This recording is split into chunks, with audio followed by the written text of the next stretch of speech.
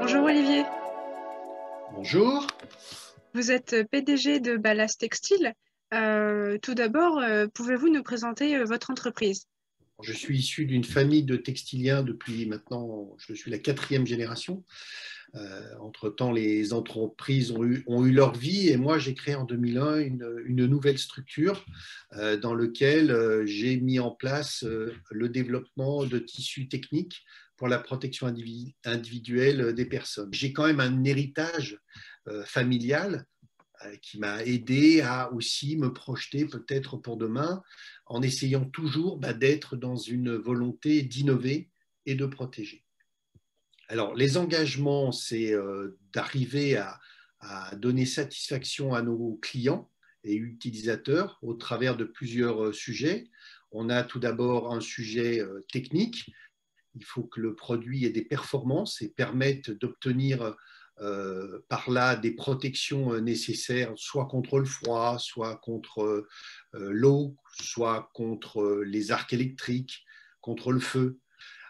On est évidemment aussi très attentif au travers de ces développements au confort et à l'ergonomie finale du produit. Donc, on va travailler en collaboration avec des sociétés qui fabriquent et qui confectionnent, qui assemblent nos tissus, puisque notre activité, c'est avant tout du textile brut, non confectionné.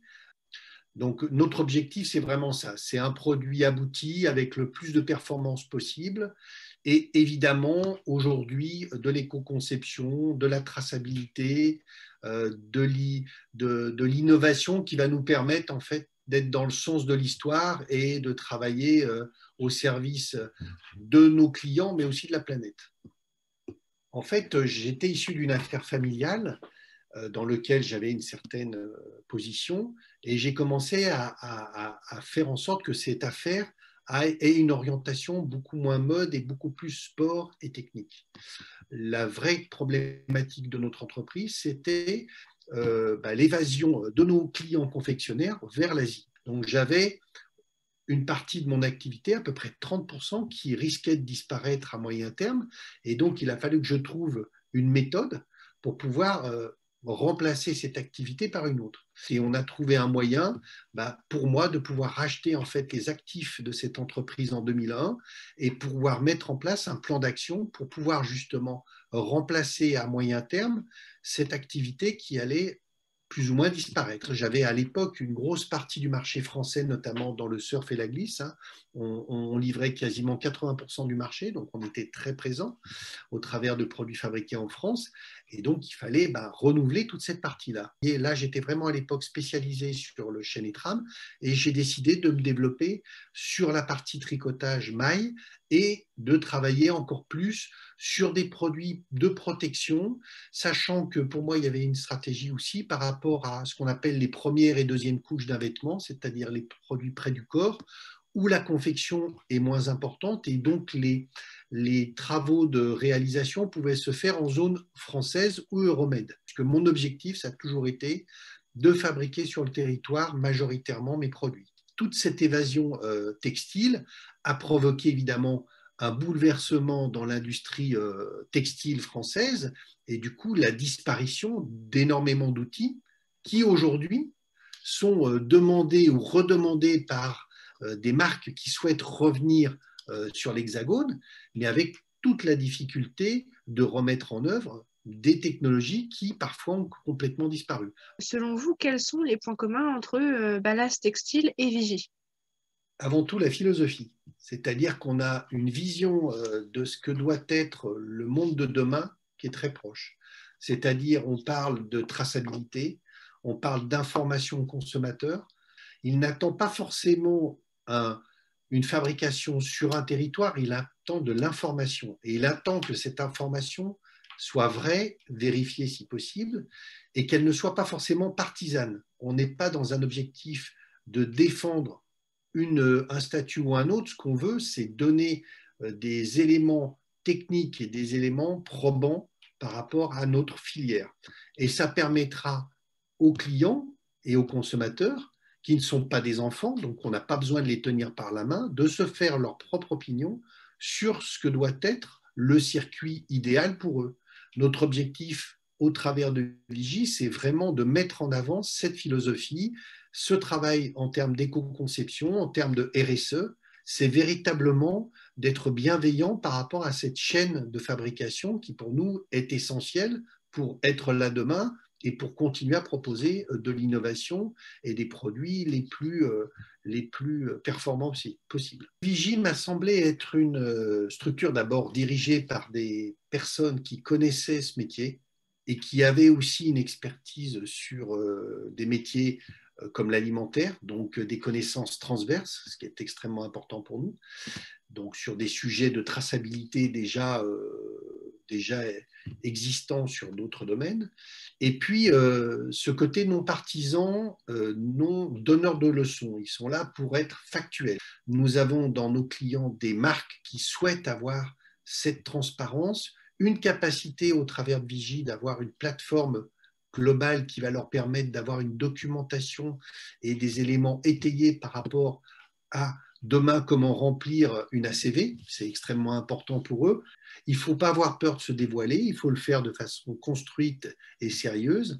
Il ne faut pas non plus essayer, évidemment on a des secrets de fabrication, mais on va être et on est le plus transparent possible tout en conservant évidemment notre leadership sur certains éléments techniques. Après, je pense que dans le mode de consommation que nous avons aujourd'hui, il y a effectivement énormément de surconsommation, de surachat, et du coup, des matières premières qui existent à des états transformés et qu'il faudrait réutiliser avant de vouloir en recréer de nouveaux. Donc, mon objectif, c'est effectivement de travailler sur déjà une technologie qui s'appelle le recyclé, avec lequel nous travaillons depuis près de 10 ans. Être sur du recyclé, oui, mais du recyclé qui n'est pas fait à 2 ou 3 000 ou 10 000 kilomètres de chez nous, quoi.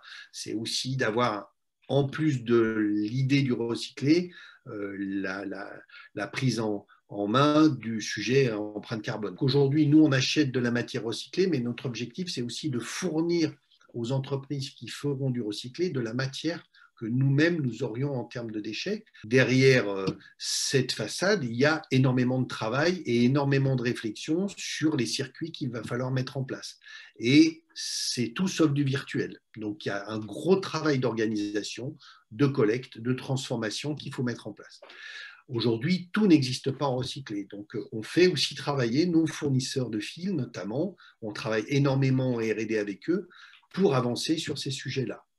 On en est aujourd'hui à plus de 60% de notre collection sur base de matières recyclées. Après, on ne travaille pas que sur la matière, on essaie de voir en termes de finition, puisqu'on fait de l'ennoblissement sur nos produits, d'utiliser des produits sans fluor, d'utiliser un certain nombre de produits, entre guillemets, moins chimiques, même si ça reste quand même de la chimie. Quelles sont les ambitions de Ballast Textile?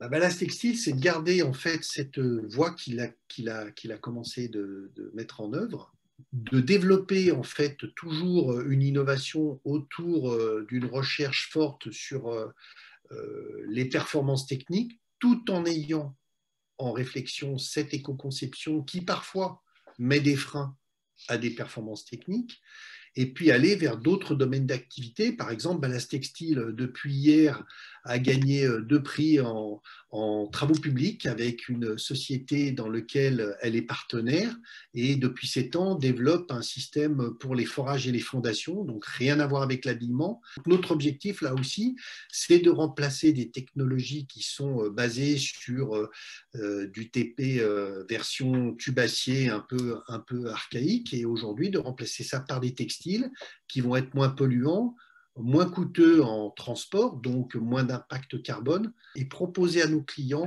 vraiment quelque chose de différent. Alors, on ne va pas être forcément dans la majorité de leurs lignes, on va plutôt être des annexes des lignes, mais parfois des annexes qui peuvent devenir et grossir de façon importante parce que l'ère du temps fait qu'aussi ces problématiques deviennent leurs problématiques. Merci beaucoup d'avoir répondu à mes questions. Merci à vous.